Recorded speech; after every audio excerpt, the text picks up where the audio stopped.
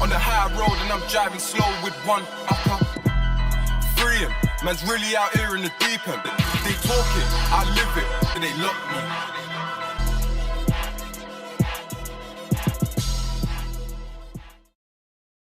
Hello and welcome. I'm Toady UK, and this is my new video series called TOADYS Takedowns. A series of videos intended to counter the masses of long, conspiracy-rich videos that are on the internet. I will give you quick, concise and credible evidence to shine a light onto the truth and help remove the fog of the flat earth. Now today, as we near Halloween, we have one of the most pernicious flat earth proofs to try and fight against. This one is very special, and it also comes from the mouth of the big daddy of flat earth himself, Mark Sargent.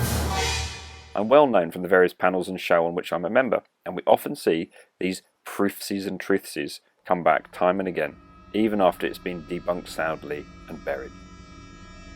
Like the zombie, it keeps coming back time and again, and indeed, that's why we call these things zombie proofs.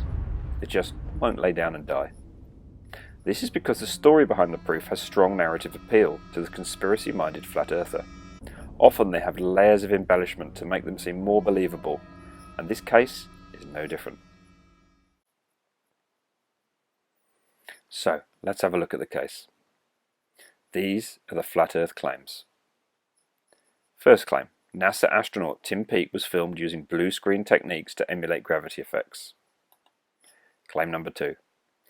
Footage accidentally leaked out because of the competing presidential and NASA security policies. And claim number 3. The ISS is fake. It's not in space and in fact is a movie set operated by NASA. So let's hear now firsthand from Mark Sargent, the daddy of flat earthism, how it all works. This extract comes from a really good interview that was done by BM Furball, who is also a great debunker and fellow investigator. He is well known for his Cavendish experiment, and so a really big shout out to BM Furball. I'll provide links at the end of this video to his channel, so please do take a look. So, without further ado, let's have a listen to Mark and the claims he makes. The blue screen thing, and I know some people say it wasn't blue screen, and some people still even to this day claim it's like, no, they don't use blue screen anymore. I was like, yes, they do. They use blue screen for darker environments, but if you're out in the daylight, they use green screen. It's common knowledge in Hollywood. Where I think it was Tim Peake, where you probably saw it, where George Bush was being pushed in front of the monitor, and Tim Peake was in the background with the blue screen behind him. And it was a cloth blue screen. And I knew when I was watching that how it got through, how it got through the filters. That shouldn't have been shown, but the reason it got shown was because you had, and I only knew this because of all the media stuff I've been doing over the last couple of years, where the president, the ex-president's, his people had priority over the NASA people as far as releasing this, meaning George Bush's team is like, we want to approve the footage that when we were showing to him at NASA, right? And the NASA people are like, oh, okay, sure. Well, they have precedent, they have jurisdiction. Right, so let's get started. The next 2 minutes, I'm going to give you all you need to know about these claims and a counter. So to start, the video in the background that we see comes from a 2-hour-long set of experiments that Tim Peake carried out for school children. You can see it here. It's called the Astronomy Academy Principia Fundamental Physics Demonstrations recorded by Tim Peake on the ISS. Now, moving forwards, here we can see some clips and stills from the video. We can also see how they are using the background to measure and make these tables up and put their evidence together. Let's have a look at Tim. With a velocity that's constantly changing, because although its speed is constant, its direction is changing. The ball drifting in a straight line right across the Columbus module. Okay, let's dip in a little bit deeper after we've seen a clip of Tim from that video. I can't show more because of copyright reasons, obviously. So, we see here this alleged blue screen. So let's address it. Well, first of all, the cloth doesn't cover all of the background. Secondly, this cloth has 2 colours in it, and this isn't typical for chroma key or blue screen, because the colour is chosen to replace other images. That's why you then remove the blue and you put another image in its place, typically CGI. The colours are chosen because they're the ones that don't normally show up in the set that is surrounding this area.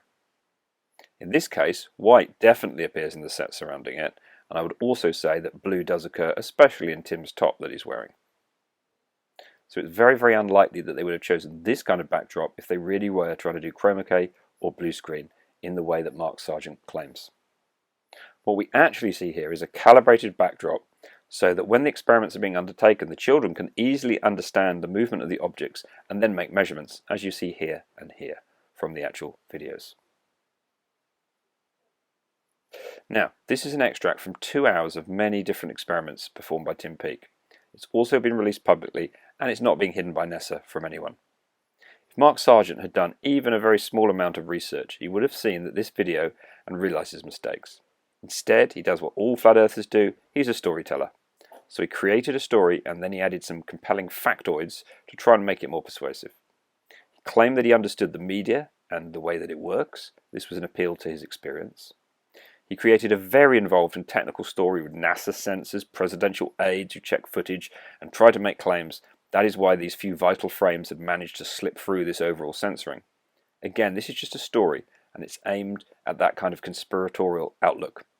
He then finally says it's an error, and he is one to recognise this, and he's the guy that's blowing the whistle.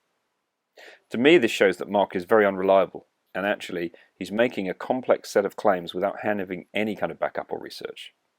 It would take probably less than 10 minutes to locate a series of 2-hour-long science videos in which this backdrop and these clips are shown. I must confess that when I first saw the clip without any context, it did trouble me, and that's why I looked into it. However, I realised the true facts as soon as I'd done even the most basic of research. Now, Mark Sargent is more interested in the interesting narrative than in the truth of the matter, and that's why he will continue to tell the story, and he'll point to this as evidence of the ISS not being real. We should also consider if this claim is easily dismissed after a little bit of research, then maybe his other claims can be dismissed as well. Here we see another astronaut, obviously using the same backdrop and the same cloth, to perform another different experiment. Nothing is being kept secret, and indeed, this is out there for everyone to see. There's no hiding this. They're not slipping the backdrop away. They're not putting it in a cupboard and never getting it out again. Clearly it is something that is commonly used, since I've managed to find 2 video clips in really what is a very short period of time. We will also see in a sec some really excellent footage here of the ISS filmed as a capsule leaves it, and then we'll see the Earth in the background coming up as well, if any evidence was needed to say that the ISS is actually real. So let's try and close this takedown. Here we have 2 pictures. The one on the left is a clip that I've taken from the from President Bush Sr. when he visited NASA control room, and you can see the screen behind. This is actually from it, and you can see the top of President Bush's head and the aide who's pushing him in the wheelchair here. This clip is taken from the Academia Principia teaching video, which was made by Tim Peake for NASA, and obviously is the one that I've shown. Now, I think both of these are so similar that we can confirm that they came from the same sequence of film. So let's sum this up. We've debunked the claim a chroma key or blue screen was used by showing the source material that it's taken from. We've shown that it wouldn't work well as a blue screen, and in fact the real purpose is to provide a series for educational backdrops. We've then debunked the idea that there was a mistake and that the video slipped through these various security measures that were surrounding the president. We see this as all a fantasy that was made up by Mark Sargent, and he didn't do any research. We debunk the story, which is where Mark tries to embellish his claim. Mark knows well that conspiracy-minded people like these complex explanations. They add drama, and they feel that it could or indeed should be true. We've also debunked the fact that Mark and other flat earthers do not research things they make exploratory claims about. They prefer to invent stories, which may be fine for usual day-to-day interactions, but it's not okay when we want to know the truth. I see these kind of stories as damaging, fake news, and they deliberately made to deceive people who watch them. I even suspect that Mark by now probably knows the truth about this video clip, but he will carry on repeating this story as it's all part of his shtick. The real world facts are actually much simpler, and as we have seen, NASA is actually making educational materials in microgravity, and they use a cloth with a scale on it for scientific measurements. Mark would rather Instead of facts getting in the way of a good story, he creates this compelling narrative with his explanations, which is why I think we see this claim coming back time and again in its zombie-like fashion. So moving on, I promised the references, and here they are. So, to close out, I want to summarise my thoughts. The proof claimed by Mark Sargent has been quickly debunked and dismissed with very, very little research needed. Please consider this may well be the case with many of the other flat earth claims and proofs that you see in their videos. When I first looked into this, I went through a binge watching, like many people do, of flat earth videos, and it really tends to overwhelm you. The sheer number of clips makes you wonder and start to think that there maybe has to be some truth in this. In fact, that's precisely why I'm making these videos, in a short but helpful way to counter these measures. Now, thanks to everyone who's watched the video, and I hope you like the format, and I look forward to making more of these. I've been Toady UK. Please finally like, subscribe and share this video series, and also my channel. Thank you very much.